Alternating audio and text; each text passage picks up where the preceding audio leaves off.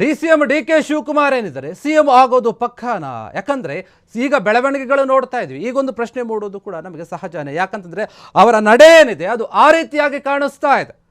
ನಾನು ಆಗಲೇಬೇಕು ಅಂತ ಹೇಳಿ ನಿರ್ಧಾರವನ್ನು ಮಾಡಿ ಹೋರಾಟ ಮಾಡ್ತಾ ಇದ್ದಾರೆ. DK ಬೆಂಬಲಕ್ಕೆ ನಿಂತಿದ್ದಾರೆ. ಹಾಗಾದ್ರೆ 80ರಿಂದ 90 MLAಗಳು. ಇದೊಂದು ಶಾಕಿಂಗ್ ವಿಚಾರ ಅಂತ ಹೇಳ್ಬೋದು. ಮತ್ತೆ DK ಪರ ಬ್ಯಾಟಿಂಗ್ ಮಾಡ್ತಾ ಇದ್ದಾರೆ. ಶಾಸಕ ಇಕ್ಬಾಲ್ ಹುಸೇನ್, ರಾಮನಗರ ಶಾಸಕ ಮತ್ತೆ ಮಾತನಾಡ್ತಾ ಇದ್ದಾರೆ. ಇದೇ ಅವಧಿಯಲ್ಲಿ DCM DK ಸಿಎಂ ಆಗ್ತಾರೆ, ಅದು ಆಗಲೇಬೇಕು ಅಂತ ಹೇಳ್ತಾ ಇದ್ದಾರೆ. ಸಿದ್ದರಾಮಯ್ಯ ಸಿಎಂ ಕುರ್ಚಿ DKಗೆ ಬಿಟ್ಟುಕೊಡ್ಲೇಬೇಕು, ಇಲ್ಲ ಅಂದ್ರೆ ಅದು ಆಗೋದಿಲ್ಲ. ಮತ್ತೆ DKC ಸಿಎಂ ಆಗಬೇಕು ಅಂತ ಹೇಳಿ ಆಸೆಯನ್ನು ಬಿಚ್ಚಿಟ್ಟಿದ್ದಾರೆ ಇಕ್ಬಾಲ್ ಹುಸೇನ್. ಪದೇ ಪದೇ ಮಾತನಾಡ್ತಾ ಇದ್ದಾರೆ ಇವರು. DK ಹೋರಾಟ ಶ್ರಮಕ್ಕೆ ಬೆಲೆ ಸಿಗಲೇಬೇಕು. 80ರಿಂದ 90 ಶಾಸಕರ ಆಶಯ ಇದೆ ಅವರಿಗೆ. ಆರಂಭ ದಿನದಿಂದಲೂ ಕೂಡ DKಗೆ ಸಿಗಲೇಬೇಕು ಅಂತ ಹೇಳಿ ಹೇಳ್ತಾ ಇದ್ರು ಇಕ್ಬಾಲ್ ಹುಸೇನ್. ಈಗಲೂ ಕೂಡ ಮಾತನಾಡ್ತಾ ಇದ್ದಾರೆ. ಈಗಲೂ ಕೂಡ ಅದೇ ಮಾತು, ಅದೇ ಒಂದು ಹೇಳಿಕೆ, ಅದೇ ನಿರ್ಧಾರ ಎಲ್ಲವೂ ಕೂಡ ಆಗ್ತಾ ಇದೆ. DK ಶಿವಕುಮಾರ್ ಅವರ ವಿಚಾರವಾಗಿ ಅವರು ಇವತ್ತು ದೆಹಲಿಗೆ ಹೋಗ್ತಾ ಇದ್ದಾರೆ. ಇದರ ಹಿಂದೆ ನಿನ್ನೆ ಮಾತನಾಡಿದ್ರು ಇಕ್ಬಾಲ್ ಹುಸೇನ್. ನೋಡಿ, ನಾವು ಸುಮ್ಮನೆ ಇರೋಕ್ಕಾಗಲ್ಲ, ಪದೇ ಪದೇ ಹೇಳಿಕೆಗಳನ್ನು ಕೊಡ್ತಾ ಇದ್ರು ಅದು ಸಿಎಂ ಪುತ್ರ ಅಂತ. ಈಗ ಮತ್ತೆ ಹೇಳ್ತಾ ಇದ್ದಾರೆ. ಅದರಲ್ಲೂ ಕೂಡ ಬೇರೊಂದು ರೀತಿಯ ಹೇಳಿಕೆ.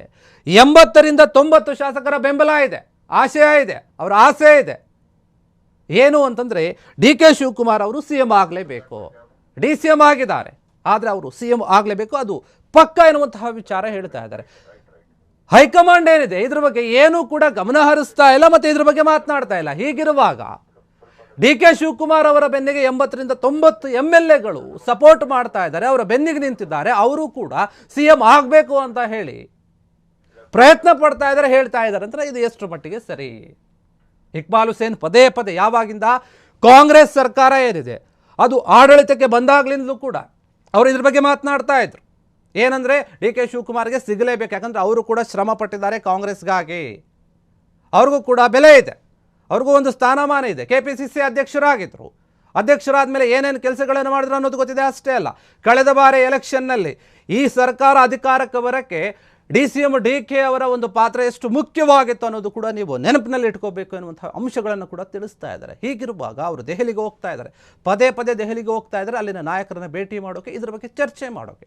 ಅಲ್ಲಿ ಸೋನಿಯಾ ಗಾಂಧಿ, ರಾಹುಲ್ ಗಾಂಧಿ ಇವ್ರನ್ನೆಲ್ಲ ಭೇಟಿ ಮಾಡಿ ಇದೇ ವಿಚಾರವಾಗಿ ಮತ್ತೆ ಮಾತನಾಡ್ತಾರೆ ಎನ್ನುವಂಥ ವಿಚಾರ ಕೇಳಿ ಬರ್ತಾ ಇದೆ. ಈಗ ಅವರ ಬೆನ್ನಿಗೆ 80ರಿಂದ 90 MLAಗಳು ಸಪೋರ್ಟ್ ಮಾಡ್ತಾ ಇದ್ದಾರೆ, ನಿಂತ್ಕೊಂಡಿದ್ದಾರೆ, ಮಾತನಾಡ್ತಾ ಇದ್ದಾರೆ. ಅಂದರೆ ನಿಜಕ್ಕೂ ಕೂಡ DK ಶಿವಕುಮಾರ್ ಅವರು ಸತತವಾಗಿ ಪ್ರಯತ್ನಗಳನ್ನು ಮಾಡ್ತಾನೇ ಇದ್ದಾರೆ. ಎಲ್ಲಿಯವರೆಗೂ ಕೂಡ ನಾನು ಸಿಎಂ ಆಗೋದಿಲ್ವೋ ಅಲ್ಲಿಯವರೆಗೂ ಕೂಡ ನಾನು ಸುಮ್ಮನೆ ಇರೋದಿಲ್ಲ, ನಿರಂತರವಾಗಿ ಹೋರಾಟವನ್ನು ಮಾಡ್ತೀನಿ, ಪ್ರಯತ್ನಗಳನ್ನು ಮಾಡ್ತೀನಿ. ಈ ಹಿಂದೆ ಅವರೇ ಮಾತನಾಡಿದರು.